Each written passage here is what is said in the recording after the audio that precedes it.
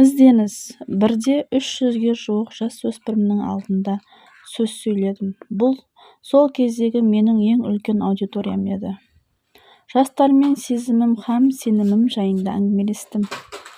Сол кезде ерекше жағдайға куә болдым.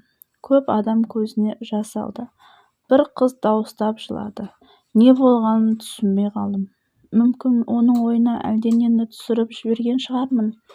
Сол қыз қолын көтеріп, жасын сүртіп сөз алды.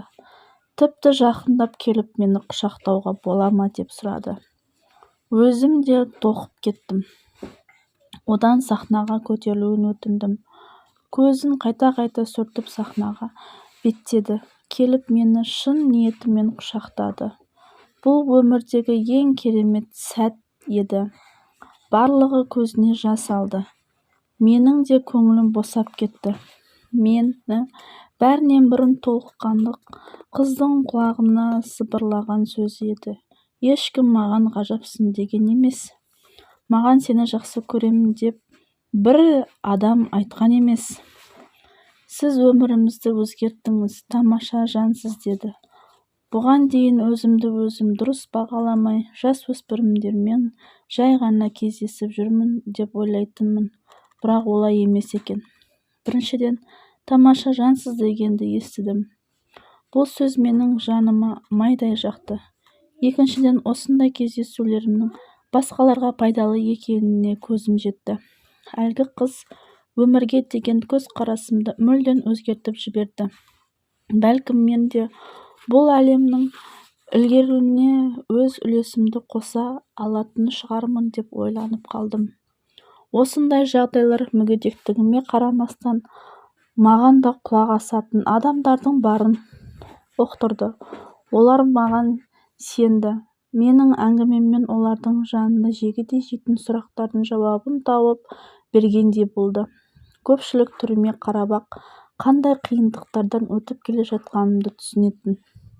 Мен мектептегі, ауруханадағы, түрмедегі, жетімдер үйіндегі, стадион мен түрлі мәжіліс залындағы сансыз адамға Құдайдың сөзін жеткізу үшін дәнекер болдым.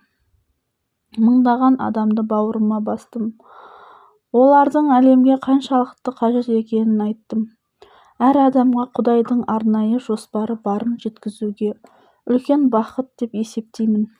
Құдай маған 12 мүшені толық берген жоқ, есесіне адамдарды жігерлендіріп, шабыттандырып, өз рух берді.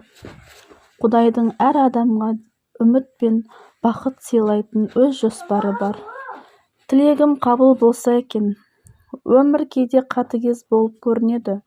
Жамандық атаулы жиылып, бір күнде басымызға түссе, тығырыққа тірелгендей боламыз. Мүмкін сіздің өміріңізде мұндай жағдай кездеспеген шығар. Ондай ахуалмен бетпе-бет келетініңізге бәлкім сенбейтін де боларсыз. Бәріміз де пендеміз. Өмір жайлы түсінігіміз өте шектеулі. Болашақты болжай алмаймыз. Бұл бір жағынан алғанда жақсы, екінші жағынан қарағанда кемшілік. Менің айтарым, болашақ сіз ойлағандай әлде қайда жақсы болуы мүмкін. Жетістікке қол жеткізіңіз. Құласаңыз қайта тұрыңыз. Тек алға жылжыңыз. Өміріңіз көңіліңізден шығар-шықпас, ұнар-ұнамас, ол жағы аса маңызды емес. Шындықтың аты шындық. Басыңыздағы жағдай сіз бен жаратушыға ғана тәуелді. Әрине бәрін бақылай алмаймыз. Ең керемет деген адамдардың өмірінде де адам нанғысыз қиындықтар кезігіп жатады. Бәлкім өмір әділетсіз көрінетін болар. Дегенмен басыңызға ауыртпалық түсті ме, дереу күресіңіз, жағдайды жақсартуға тырысыңыз. Мүмкін сізге біреулер кедергі жасап, яки қиын болар. Мен көпшілік алдында сөйлеуді өмірлік кәсібім дегенімде ата-анам күмәнданған. Бәлкім қарапайым бухгалтер болып қызмет көрсетерсің. Саған осы мамандық қолайлы деген сияқты қалай ойлайсың деп сұрайтын әкем. Ресми жұмыс тұрғысынан қарасақ, бухгалтер болу ыңғайлы еді. Өйткені мектепте математиканы жақсы оқығанмын.